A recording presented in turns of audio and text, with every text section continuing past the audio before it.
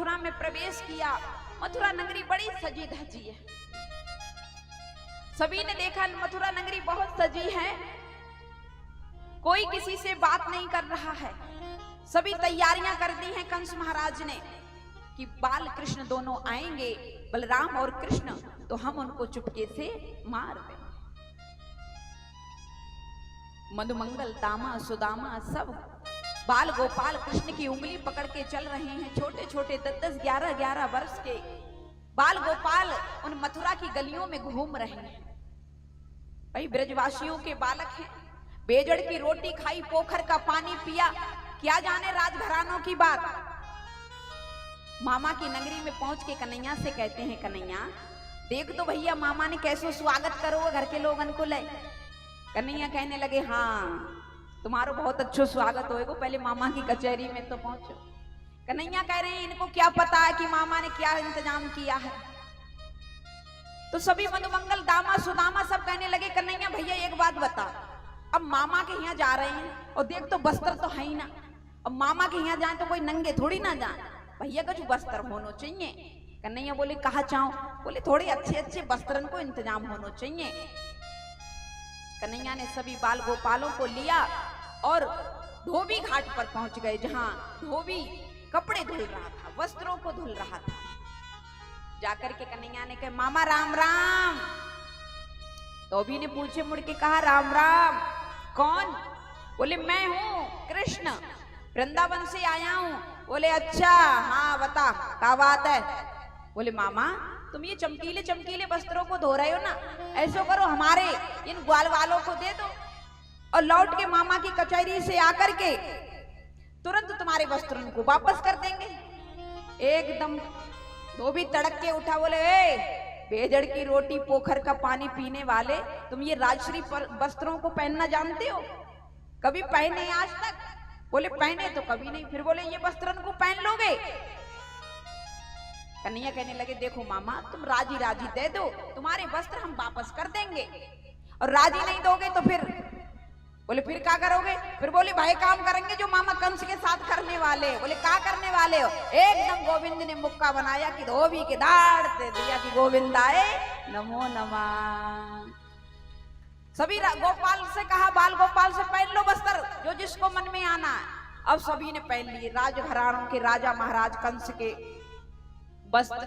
अब छोटे छोटे 10-10 वर्ष के बालकन ने जब वे बड़े बड़े वस्त्र पहने, हे तो बड़े चमकीले, अब वे इतने बड़े कि जो कुर्ता वो घुटनन तक, घुटनन से नीचे, और जो बाजू वे बिना झाड़ू की सड़क साफ करें।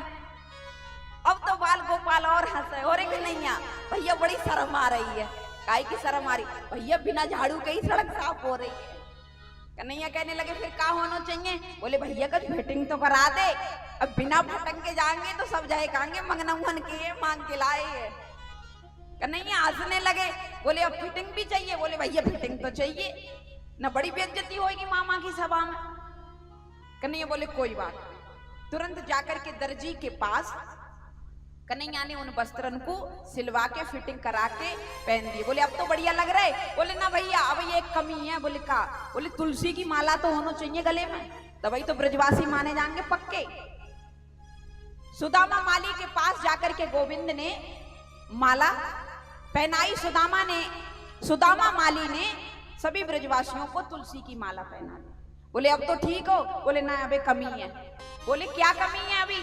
तो बोले अब कमी रहेगी भैया चंदन की, जब तक चंदन ना हो ब्रजवासी के मस्तक पे तो वो ब्रजवासी कहलाने के योग्य नहीं है। कन्हैया कहने लगे अब याऊ को इंतजाम करें? बोले भैया करने पड़ेगा, जब मामा के यहाँ चलेंगे तो थोड़े सज धज के चलेंगे, तभी तो ये दुनिया वाले की नजर आवेगी, नहीं तुझे कहेंगे जाने कहाँ थे ग्वारिया गवार आ गए। कन्हैया बोले देखते हैं भैया। आगे आगे कन्हैया पीछे पीछे ग्वाल वालों की मंडली चल रही। एकदम देखा कि चंदन का कटोरा लेके सैरेंद्री जा रही थी। तुरंत पीछे से कन्हैया को तो सब मालूम कि कंस महाराज के यहाँ जा रही है। तुरंत आवाज लगाया, अरे परम सुंदरी देवी कहाँ जा रही हो? एकदम कुब्जा पीछे मुड़ के देखा, कौन आज परम सुंदरी कह के बुला रहा है?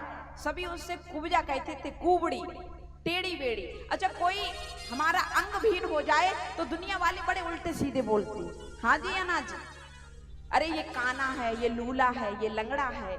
तो ऐसे ही सभी कुब्जा के लिए कहते थे, अरे ये टेढ़ी है, कुबड़ी है। लेकिन कृष्ण भगवान ने जब आवाज लगाई तो कहा, अरे देवी परम सुंदरी कहाँ जा रही है? ये बात सुनी कुब्जा ने तुरंत अपना मुख पीछे को किया। टेढ़ी सी कुब्जा मुड़कर के बोली, किसने बुलायो मोकू? कौन बुला रहा हो भैया? कन्हैया कहने लगे, हमने बुलायो देवी। बोले काय को बुलायो?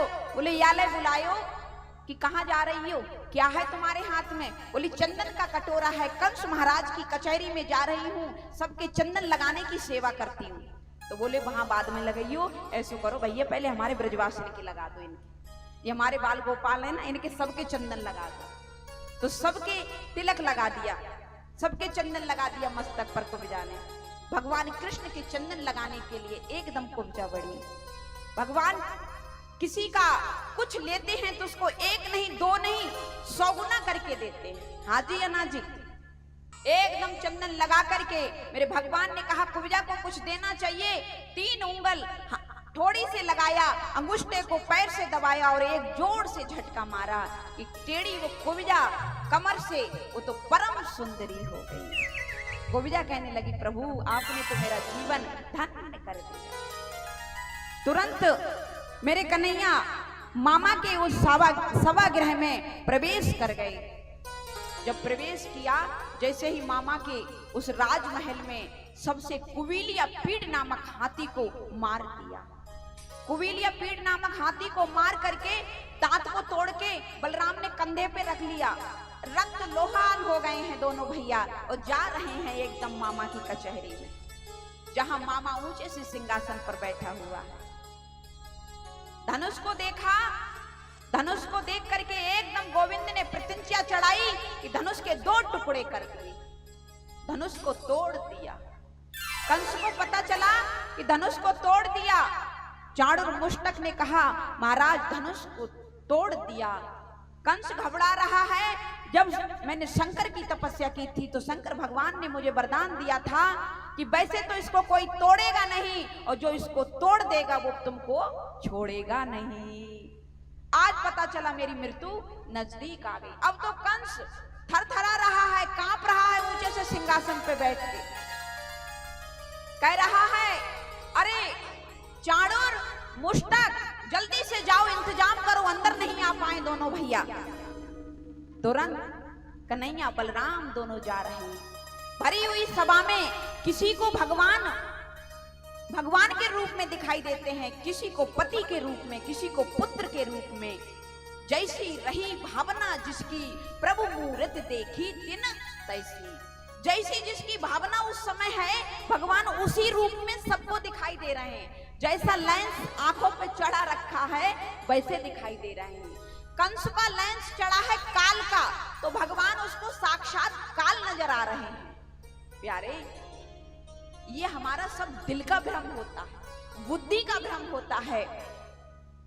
कंस तो इतना पागल हो गया था कि अपने काल का नाम सुन सुनकर, अगर कभी दाल बनती थी ना, दाल, और दाल में जो जीरा का छौंक लगाया जाता है, अगर जीरा भी सामने आ जाता ना काला काला, तो एकदम थाली फेंक दे। आ गया, कौन आ गया? मुरली वाला, मेरा काल आ गया। इतना डरता। आज साक्षात कन्हैया आए तो एकदम घबरा रहा है। तुरंत कन्हैया ने सभी सभा को देखकर ऊंचे से सिंहासन पर बैठे हुए मामा को देख रहे हैं। कन्हैया को देखकर, मोहन को देखकर मामा ने आंखें बंद कर ली, क्योंकि काल जब आता है ना तो आंखें बंद हो जाती, अपनों को पहचानना भूल जाते हैं। हाँ जी या ना जी? जब हमारी मृत्यु नजदीक आती है तो लोग आके पूछते हैं, हमें पहचानते हो? हमें पहचानते हो? तो ऐसे नहीं पहचानते तो समझ लो मृत्यु नजदीक आ गई है। मामा ने तुरंत अपने नेत्रों को बंद कर लिया। चाणूर मुष्टक दोनों आए, कंस के आगे दौड़कर एकदम हमला बोल दिया। बलराम ने दोनों के बाल पकड़ के और नीचे डाल लिया। बोले कन्हैया, जैसे ही आवाज लगाई तुरंत मेरे केशव ने चढ़कर एकदम सिंहासन पर मामा के केश पकड़े।